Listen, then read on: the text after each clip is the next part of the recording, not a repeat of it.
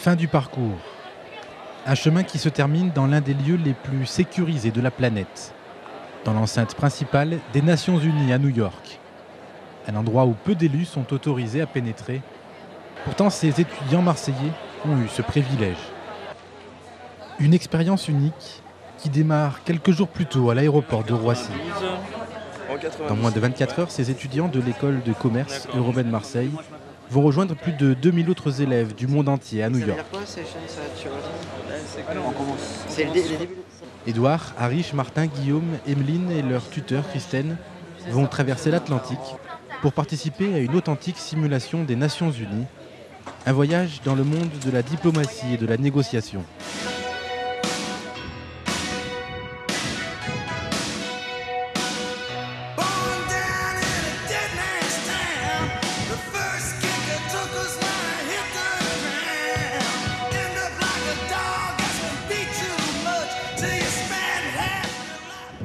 Un voyage d'affaires pas comme les autres donc. Rendez-vous au Sheraton Hotel, à 2 rues de Times Square, où nos jeunes diplomates marseillais portent désormais le costume d'ambassadeur de l'un des 192 pays membres de l'ONU. Et ce ne sont pas les intérêts de la France qu'ils défendent, mais ceux des îles Tuvalu. Tuvalu is present.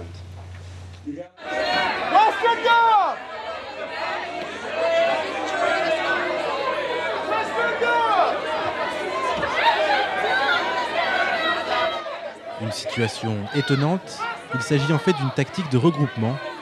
Surprise pour Emeline et Édouard, qui découvrent réellement les enjeux de cette simulation, prise très au sérieux par leurs camarades. Non, disons que j'attends simplement que ça se fasse, et puis c'est vrai que comme c'est la première fois, on est un petit peu timide. On n'ose pas trop, c'est pas notre langue. Et d'un côté, j'ai envie d'entamer les négociations, mais d'un côté, je me dis c'est pas le sujet encore, donc c'est un petit peu compliqué. Donc on va voir, là. Je pense qu'on va essayer quand même d'essayer d'engager la conversation un petit peu, parce que sinon ça le fait pas, quoi. Voilà. La mission est stratégique. À cause du réchauffement climatique, les îles Tuvalu, minuscule archipel du Pacifique Sud, doivent disparaître sous les eaux dans moins de 20 ans.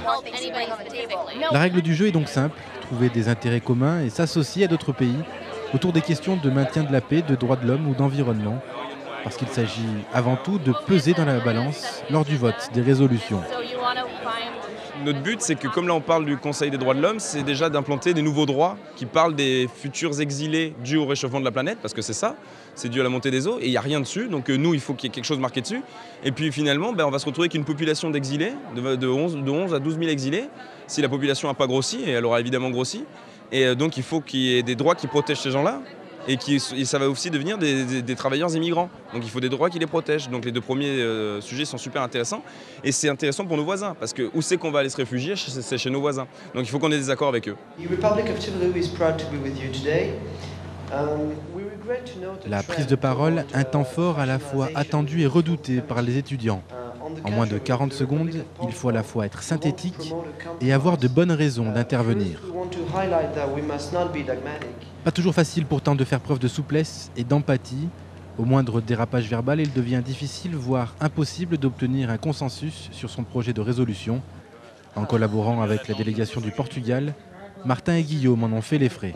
Un petit souci, c'est qu'il y a eu notre ami du Portugal qui est sponsor avec nous, qui allait à la tribune et puis pendant son discours a critiqué le fait qu'énormément de pays rappellent des règles de procédure et fassent perdre un peu du temps à l'Assemblée. Et il était assez énervé de ce manque de débat et il a critiqué ces pays de manière complètement non diplomatique en les traitant de silly people, silly countries, ça veut dire des pays fêlés, quoi, disons. Et ça passe pas du tout. Après 3 jours d'efforts d'écoute et d'ouverture d'esprit, le grand jour arrive, direction le siège des Nations Unies, le temple de la diplomatie mondiale.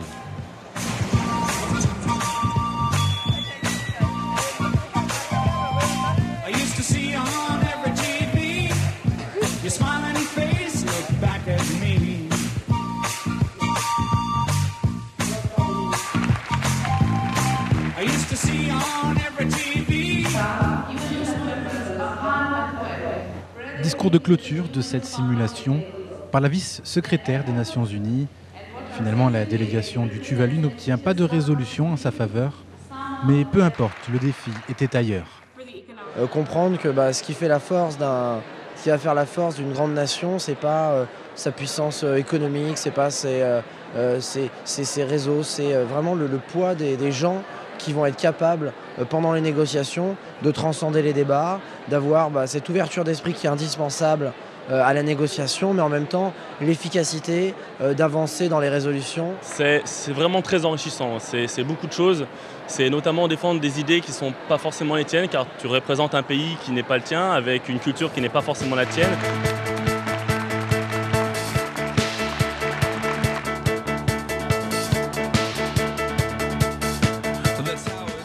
Les meilleures résolutions seront ainsi consultées par l'Assemblée générale de l'ONU, la vraie. Une source de motivation pour les Marseillais, tous ou presque souhaitent revenir l'année prochaine, avec cette fois l'intention ferme de laisser une empreinte dans le maintien de la paix dans le monde, première vocation des Nations Unies.